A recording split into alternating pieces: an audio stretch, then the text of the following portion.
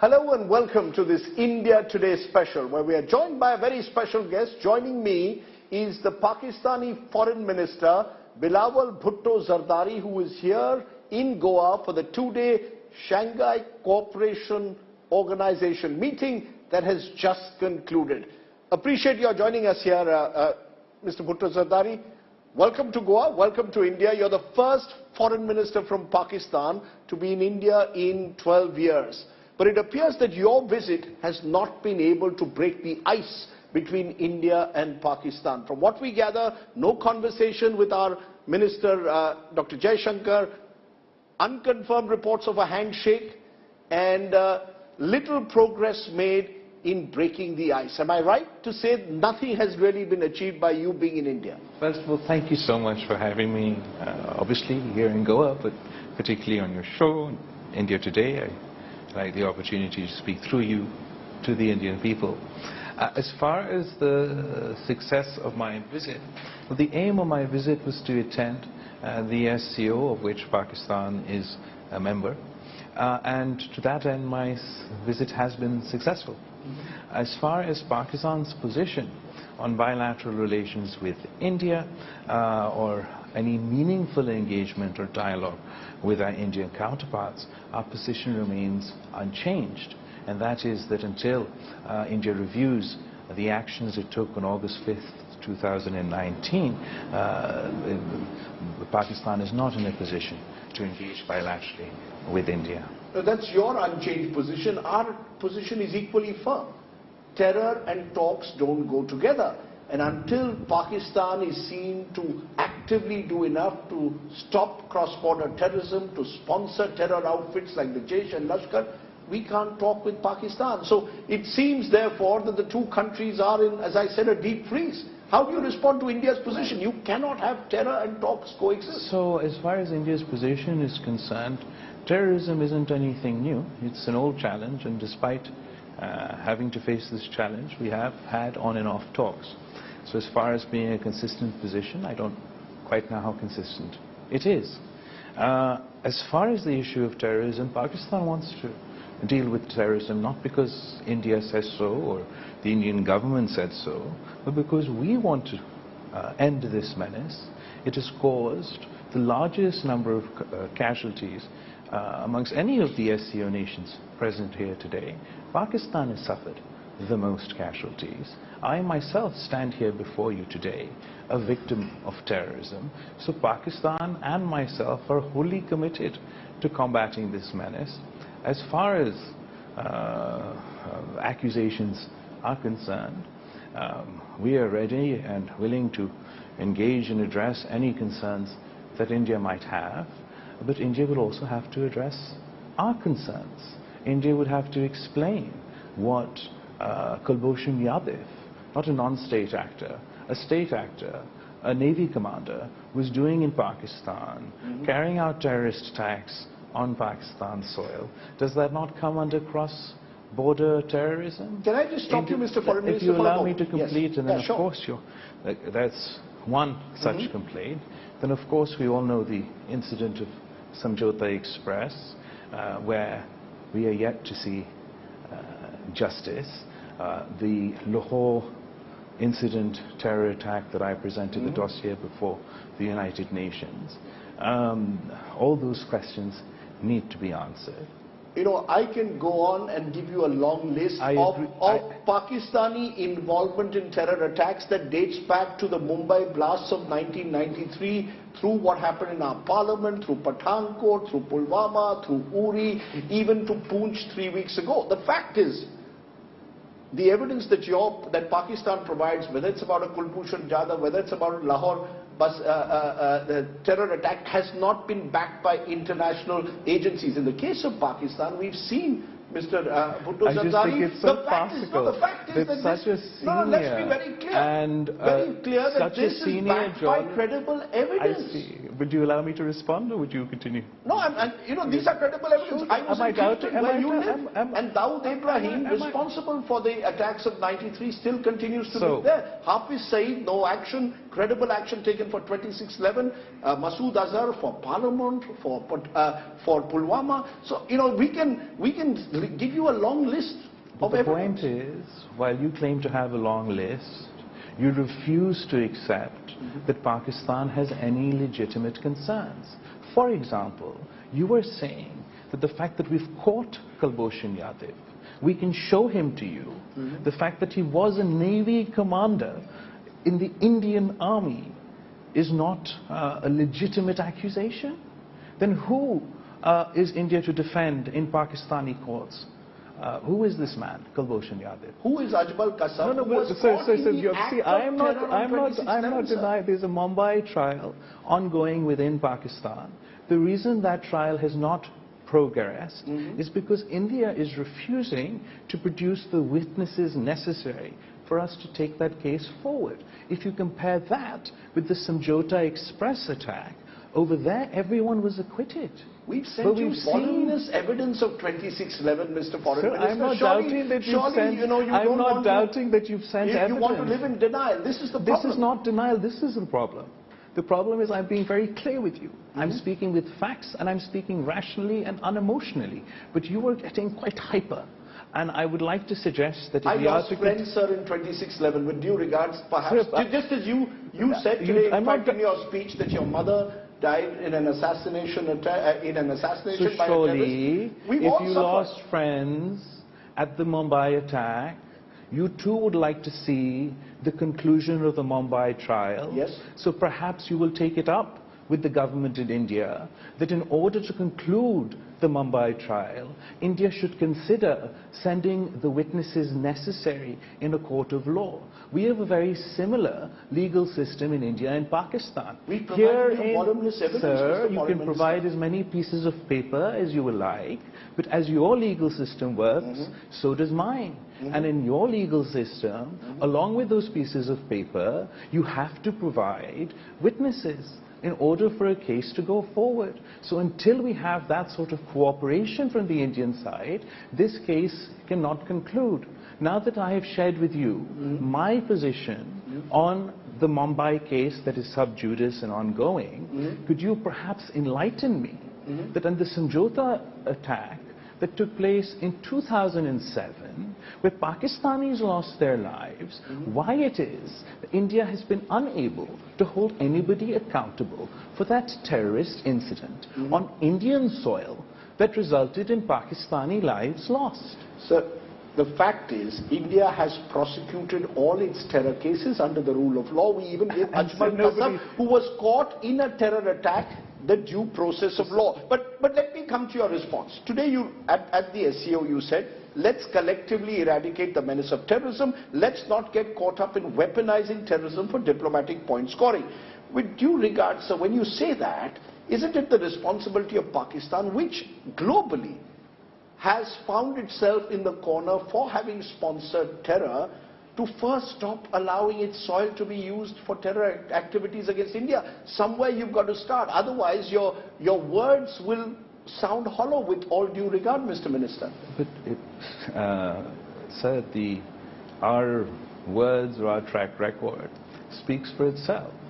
We are the only country on the planet that has not completed one, but two financial action task force objectives, one on counter terror financing and one on money laundering.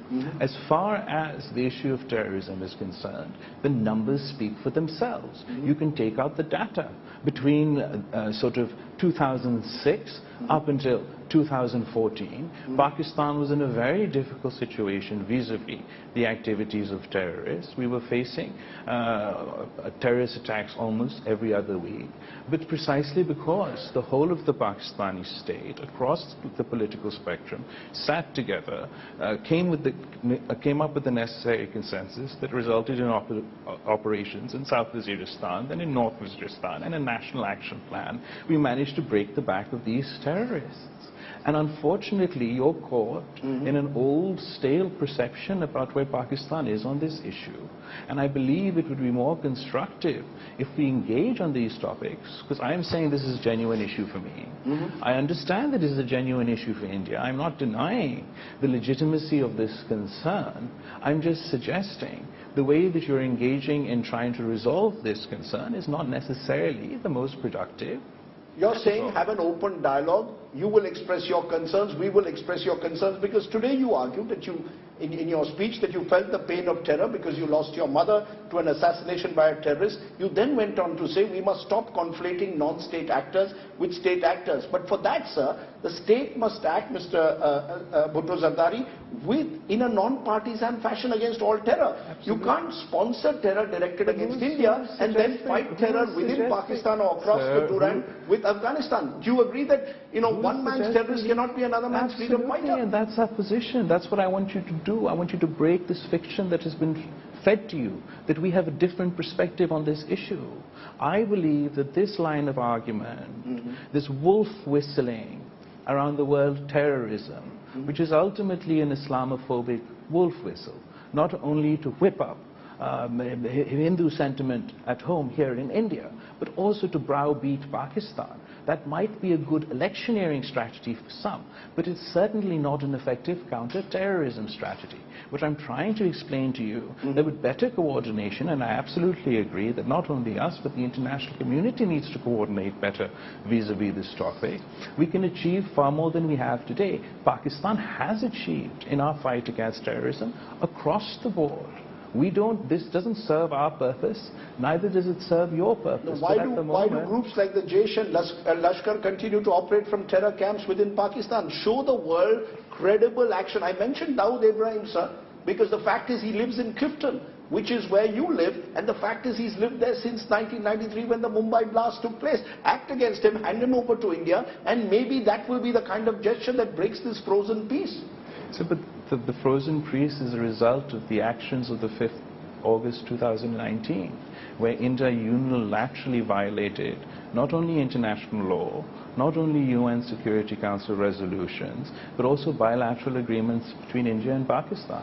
If we are to have any engagement, if we are to have any dialogue, ultimately, presumably, that will lead to some sort of documentation, some sort of written agreement. And what trust can India and Pakistan have on India's commitment to bilateral agreements or even multilateral agreements? We've seen that they've treated, whether it is our bilateral arrangements or United Nations Security Council resolutions, is nothing less than a piece of paper. You know, the fact is what happened on in August 2019 is an Indian internal issue. Jammu and Kashmir is an integral part of this country. You're an Oxford-educated individual. Let's be very clear. You know the position of international law. You know United Nations Security Council resolutions. So that's the third time you mentioned UN Security Council resolution. Those resolutions also call for Pakistani army to withdraw from POK, from Gilgit-Baltistan. Are you willing to do that?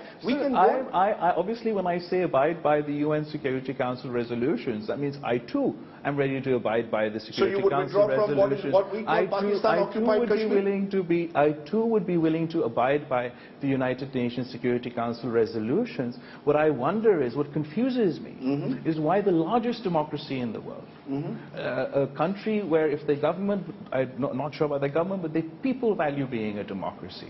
Why? Why on earth would they be scared of a plebiscite or a referendum of the people of Kashmir deciding their own fate? Are you willing to, therefore, based on what you've just said, withdraw Pakistani army from POK, Gilgit-Baltistan, as per the UN resolution? Because that is also part of the UN resolutions, right at the very top. I'm not denying, I'm unlike you. I'm not choosing to read only one line of the United Nations Security Council resolution, but see it in its entirety.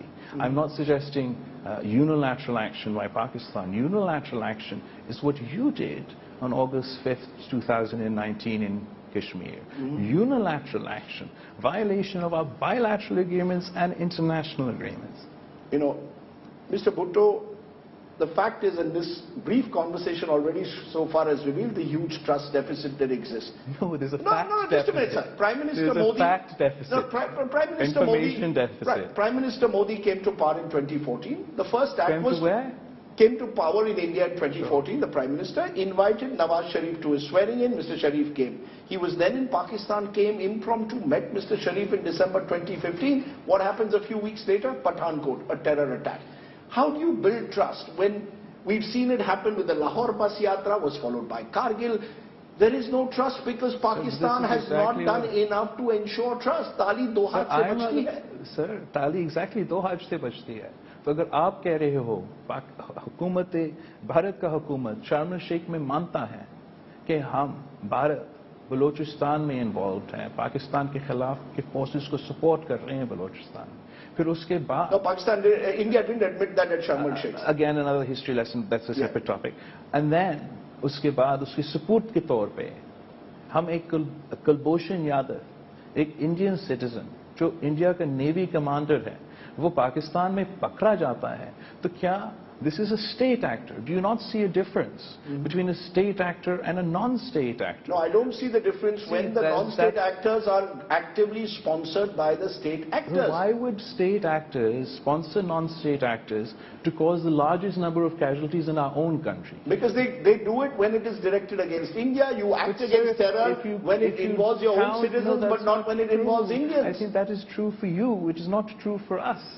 You know, your own belligerent comments in a way at times on Prime Minister Modi, Mr. Foreign Minister, have also not helped.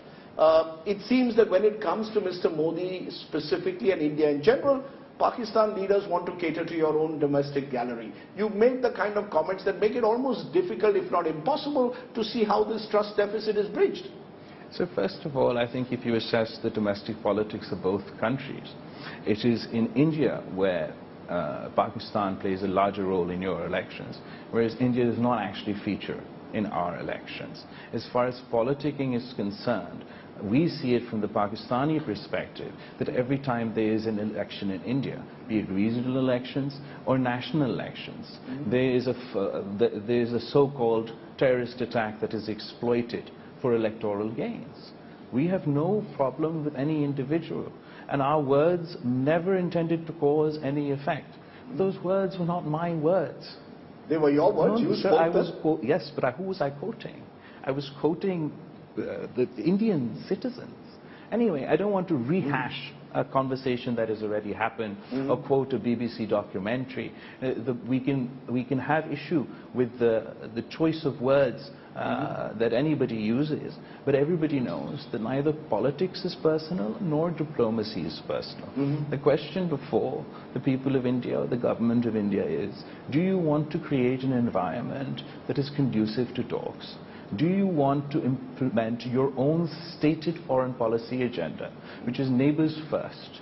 And if India's foreign policy's motto is neighbors first, then they have to do some sort of engagement with one of their neighbors. India's foreign policy wants our neighbors to be good neighbors. They want our neighbors to be neighbors who will not promote violence, who will not target Indian citizens. That's all that they want. We want Pakistan to show and prove with credible evidence that they have stopped sponsoring terror activities, and we can then have a normal relationship, which we all want. At the moment there's no trade, there are no transport links, visas are difficult to get. We want to have a better relationship, but you've got to make that effort.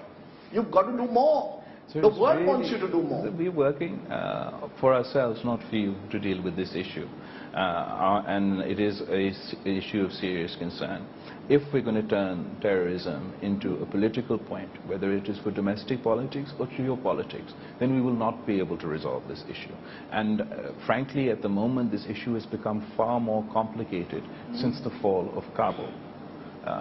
The manner in which various terrorist organizations that are a threat to me, that are a threat to you, that are a threat to many other countries, are able to coordinate and conduct themselves today was not the case a year ago. At the moment, the fallout of that is being borne by Afghanistan and Pakistan. As I said in my speech today, we may be the first to be affected but we'll most certainly won't be the last. And despite everybody's emotions, despite what may have happened in the past, what I'm suggesting is we must work together to ensure that the inevitable nightmare scenarios don't develop. So you're saying you want to look ahead, you don't want to look in the past, because you know Hillary Clinton and others have said when you raise rates in your backyard, they will come one day to sting you. So I'm not suggesting ignore the past. As a history student, I understand it's very important to understand the past. What I'm suggesting to you is that at the moment, we have a very grave security concern developing in our neighborhood, very relevant to the SCO, that will make us forget all terrorist incidents of the past. Created by Pakistan, with due regard, sir. These groups were sponsored in the 1980s by Pakistan?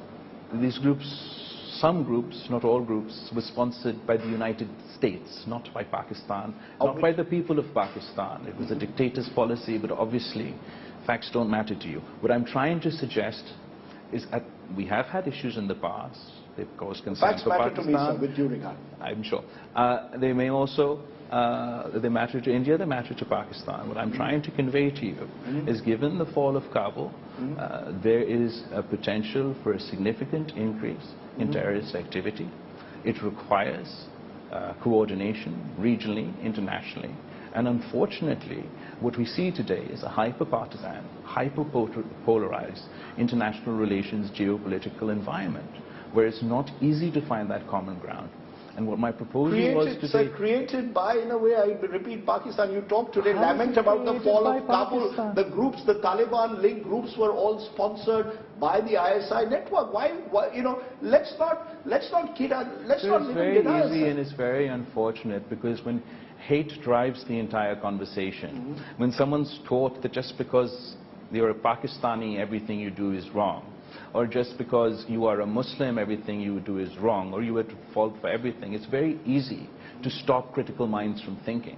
And when critical mind stops thinking, then we end up being unable to solve problems. And I believe that's where we find ourselves. I don't feel it is that I have a need to justify, because I risk my life every day in my own country to deal with the issues of extremism, of violent extremism. And you might get some sort of satisfaction by relishing in the accusation that somehow Pakistan is to blame for global terrorism. What I'm trying to suggest to you, that we have to work together, whether it's Pakistan or India or the other members within the SCO, if we truly want to solve this issue. Now, I truly do want to solve this issue, which is why tomorrow in Pakistan, I'm going to have a trilateral meeting within the Afghan interim foreign minister and the Chinese foreign minister, because I'm going to work together with serious people, with rational people, to try and resolve what is a pressing issue for this region. You know, it's very interesting you mentioned hatred and extremism just now, a moment ago. You've been quoted in the past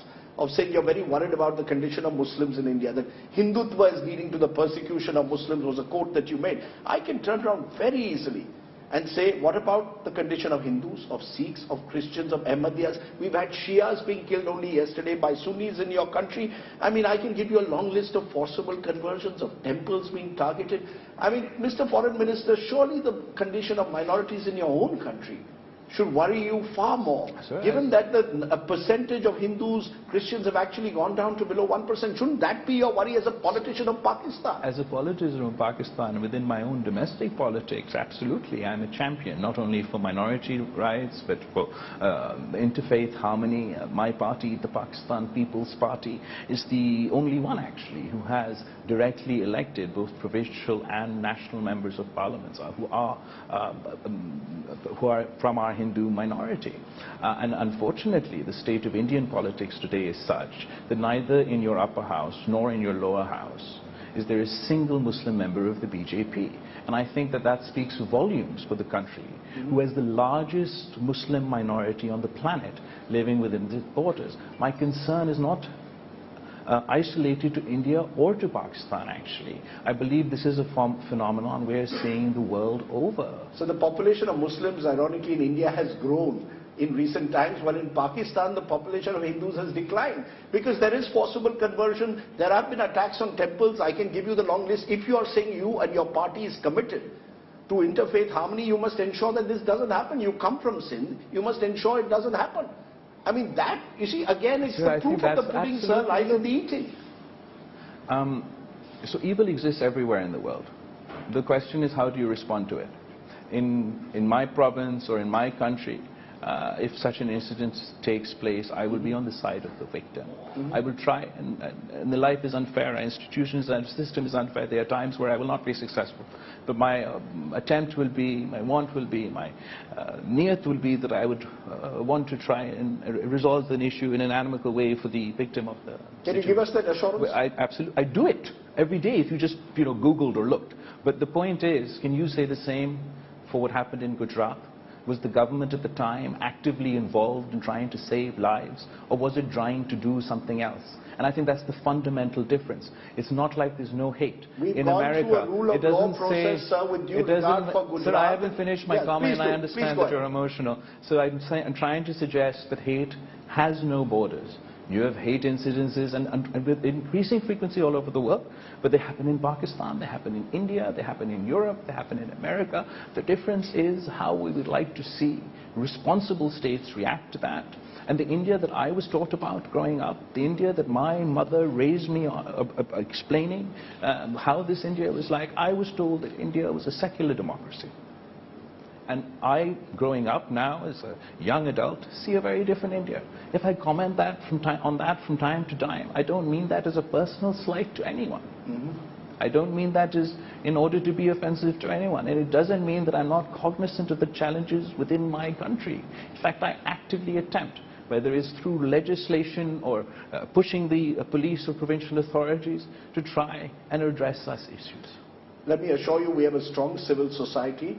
And we have a robust Supreme Court that does address all the concerns that you have. We can have differing perspectives of it, but that's my perspective. Can I ask you, in the case of the gang rape of Muslim women in Gujarat during the 2002 riots, who were recently pardoned by your government, what sort of message do you think that sends to the Muslims everywhere? May I also tell you, sir, that there are a number of Indian citizens who have gone to the Supreme Court and demanded that the individuals who spent 15 years and more in jail, they continue to remain in jail for life. So we have a robust civil society.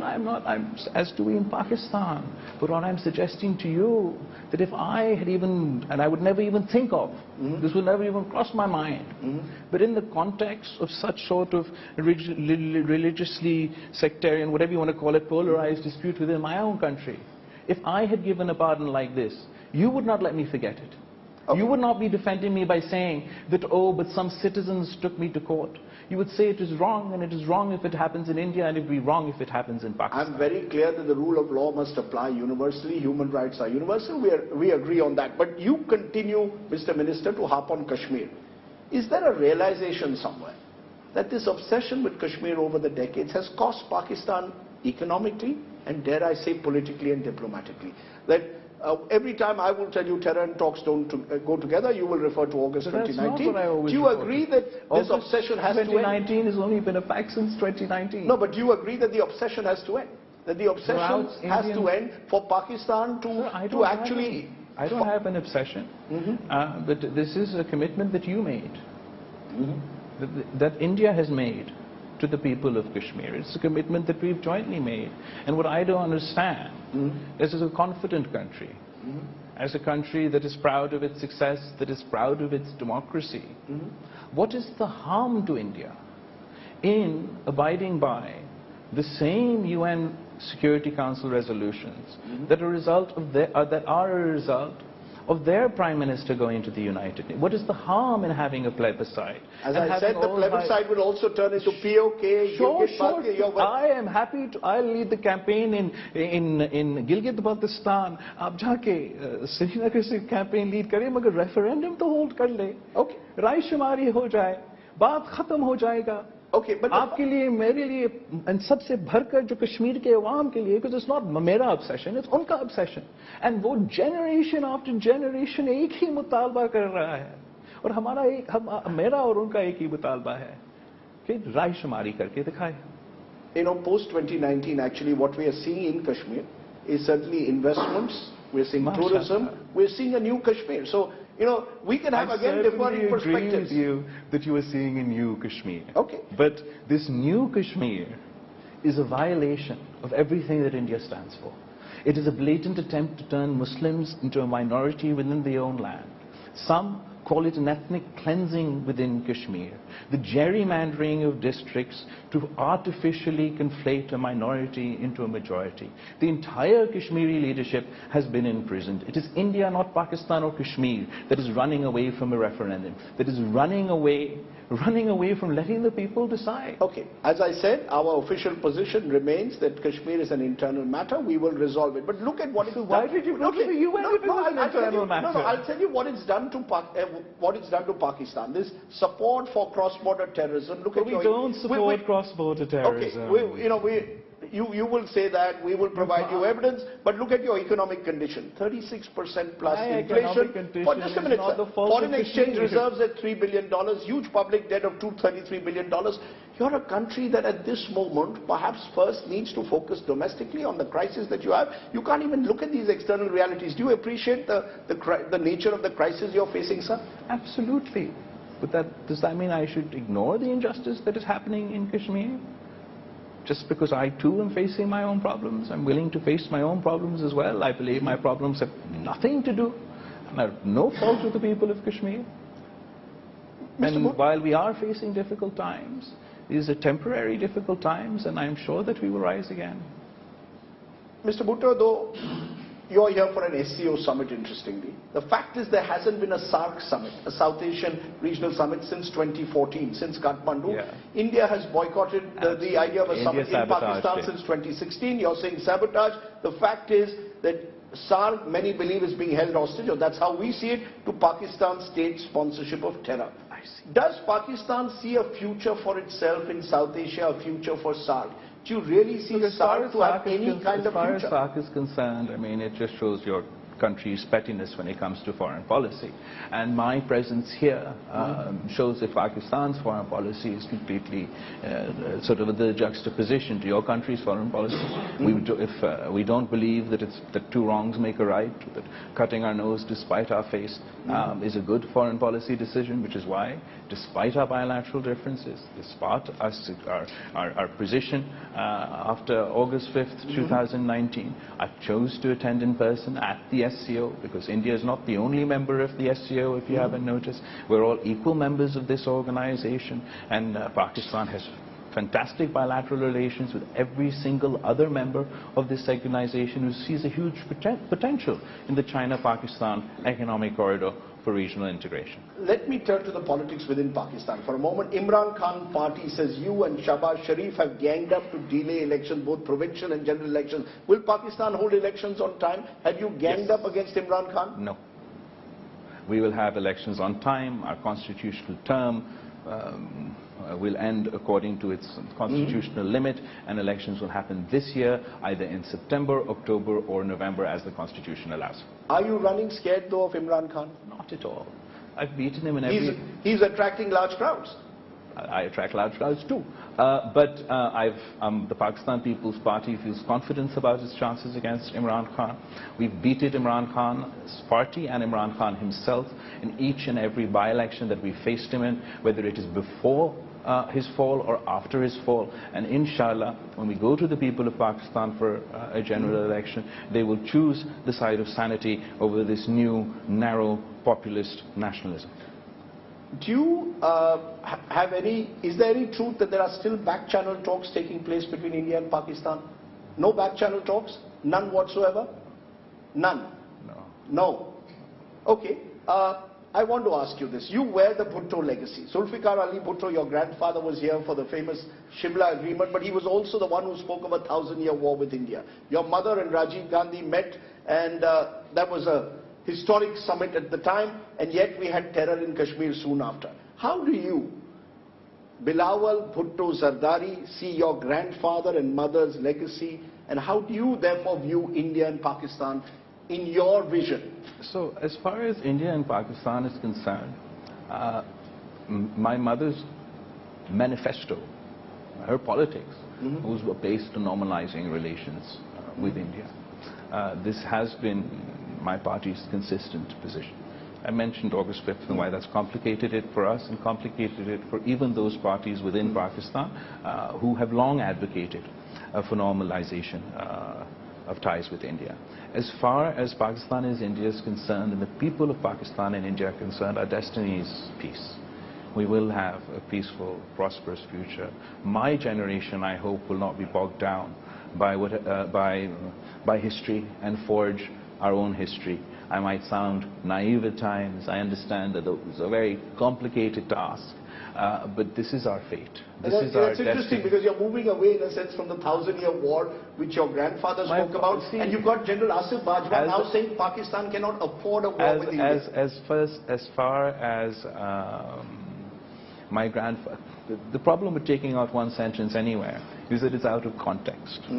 I believe that my grandfather came into power at a time when Pakistan was in crisis. We'd lost half our country, and he engaged diplomatically with India. Many within Pakistan say that he won on the negotiating table what had been lost on the battlefield. But we always were in favor of engagement. When my mother became Prime Minister of Pakistan, she was declared a security risk because she dared to believe in peace over war. And I saw my father try.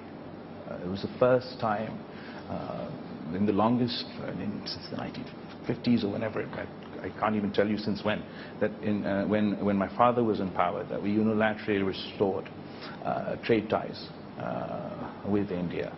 At the moment, we face a whole host of challenges. Our bilateral ties are frozen for their own reasons. But globally also we're facing enormous challenges. The economic crisis, while acute in Pakistan, is being felt everywhere. We are all suffering the impacts of the COVID pandemic. It's affecting India, it's affecting Pakistan, it's affecting the people in Europe, in America. There's massive inflation. Climate shocks are so severe. What happened in Pakistan last year was out of some sort of apocalyptic movie. Imagine, I said in my speech, a third of the landmass of India underwater, what would that look like? If 1 in 7 Indians were turned into climate refugees overnight, what would that number be? Because that's what happened to us last year. And to top that all off, we have issues like terrorism, the fall of Kabul and the complexities that has caused, and which is why we need forums like the SCO, where despite having bilateral issues and differences and some problems that has made bilateral engagement difficult, we have forums like the SCO where we can work together, and that is ultimately the only way to address these problems. Your team is asking me to wind up. I'm going to ask you 2 very small questions. One, am I talking to a future Prime Minister of Pakistan? Because your critics call you an intern foreign minister. Imran Khan is dismissive of you as a I love it when you're underestimated. Imran Khan used to mock me as a child when he was Prime Minister, but then I came up with the no-confidence strategy that ultimately led him to being walked out of office. So I relish in the idea that my opponents underestimate me because they think I'm inexperienced. It is as a result of that underestimation that I have managed to outperform, both politically, and I don't like to say so myself, but I'd like to think that impartial observers would agree, also diplomatically in my short year as Pakistan's foreign minister. We'll see that in the general election, Mr. Foreign Minister, but I must ask you in conclusion, did you have a handshake with Dr. Jaishankar or not? In all our unofficial engagements, we always shake hands when we meet. So you shook hands? Of course. And we had a dinner conversation amongst a whole host of other foreign ministers, as one does at these sorts of events. We didn't hold a bilateral engagement. We'll wait and see where, therefore, that handshake goes in the future.